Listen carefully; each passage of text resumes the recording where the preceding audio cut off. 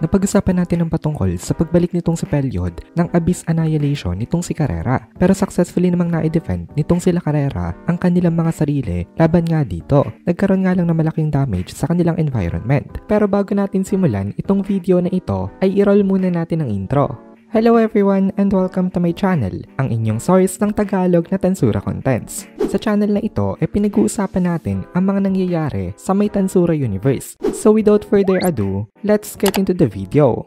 Since meron nga ditong kalaban na kaya magbalik ng kanilang magic, nakapag-desisyon itong si Frey na from now on daw pinagbabawalan niya itong kanyang mga kasama na magic ang gamitin sa mga battles. Nag-reply naman itong si Carrera dito na wala daw siyang objection. Sabi naman ni Midley, in that case daw ay head-to-head na lang daw nilang lalabanan ang kanilang mga enemies in a very straightforward manner. Then sabi naman ni Carrion, mukhang masaya daw yon. Pero bakit daw ganon? Hindi niya daw makita ang king ng kanilang kalaban. Pero nandito daw ang 8 generals nito. Kapares daw ng bilang ng kanilang mga executives ang mga generals ng kanilang mga kalaban. Kaya pwede daw natigi-isa sila na harapin dito. Sumang-ayon naman dito itong si Carrera. Sabi ni Carrera, magandang idea daw. In that case, yung isang general daw na nakaupo sa may likod ang tatapatan niya. Ang napiling general dito nitong si Carrera itong si Zess. Itong si Zess nga pala ang head ng lahat ng mga Insector generals. Siyang may pinakamataas na rank dahil kasunod siya ng Insector King mismo. Napakalakas ng aura na inire-release nitong Insector na ito. Nung sinabi ito nitong si Carrera, nagreklamo itong si Milim. Sabi niya, hindi daw fair. Bakit daw kay Carrera mapupunta ang pinakamalakas na kalaban? Kaya sumabat itong si Frey sa kanya na wag daw magreklamo itong si Milim dito. Itong si Milim daw kasi ang kanilang leader. Kaya dapat daw hindi agad ito sumali sa mga magiging battles. Nag-reply din itong si Carrion na tama daw yon. Kapag naging trouble daw sila, hihingi naman daw sila ng tulong sa kanya. Kaya sabi ni Milim, naiintindihan niya daw. Ngayon, itong si Frey naman ang nag-declare ng tatapatan niya na Insector. Itong napili niyang Insector isang flying type na insect. Flying gold insect to be specific. Ang pangalan nito Torun. Mag-a-announce pa sana yung ibang nandito kung sino ba ang kanilang mga targets. Pero since nagsimula ng umaksyon tong si Carrera, nagpanic na rin sila at nagsimula na rin silang sumugod sa kanilang mga napili.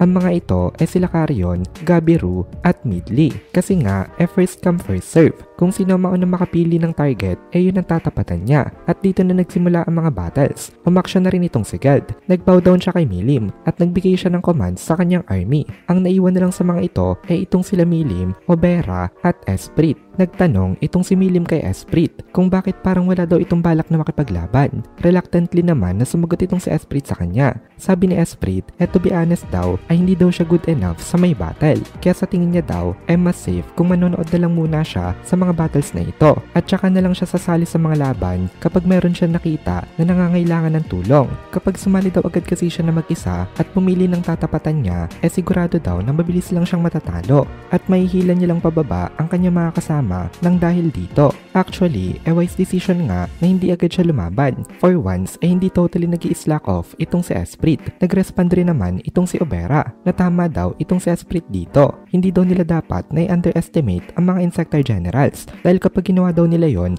sigurado na pagsisisihan daw nila ito. Maging siya daw mismo wala ring experience na makipaglaban sa mga Insectors. Kaya alam niya daw na hindi niya pwedeng maliitin itong mga Insectors na ito. In fact, marami daw sa mga kaibigan nitong si Obera ang namatay sa mga kamay ng mga Insectors. Kaya talagang cautious rin siya. At ang isa sa mga Insector generals na kilala nitong si Obera itong si Zess na currently sinusugod nitong si Carrera. Itong si Zess daw kasing lakas halos nitong si Zilario. Maging siya daw hindi niya alam kung mananalo ba siya kung tinapatan niya nga itong Insectors na ito. Therefore, napagdesisyonan niya na lang rin daw na magmasid muna sa mga nangyayaring battles para at least bago siya lumaban mamaya meron na siyang mga nag-gather na info. Punta naman tayo sa may point of view nitong si Carrera. Ngayon nga sumusugod siya papunta sa direction nitong si Zess. Sa pagsugod niya na ito marami mga Insectors ang humarang sa kanya pero napasabi lang itong si Carrera na hindrance daw itong mga ito at isa-isa niyang pinatay ang mga Insectors na nasa may daanan niya. Tapos nung medyo malapit na siya dito ipinutok niya ang kanyang pistol sa direction nitong si Zess. Pero madali lang itong naiwasan nitong head ng mga Insector generals. Kahit na supersonic ang speed nitong itong bulat na ito ay napakadali lang para kay Zez na umiwas dito. Kaya medyo na-impress itong si Carrera. Sabi ni Carrera sa kanya mukhang hindi daw siya madi-disappoint sa magiging laban nilang dalawa. After niyang sabihin yon ini-transform niya na ang kanyang golden gun into a military sword with a golden blade at nagpakilala siya dito. Sabi ni Carrera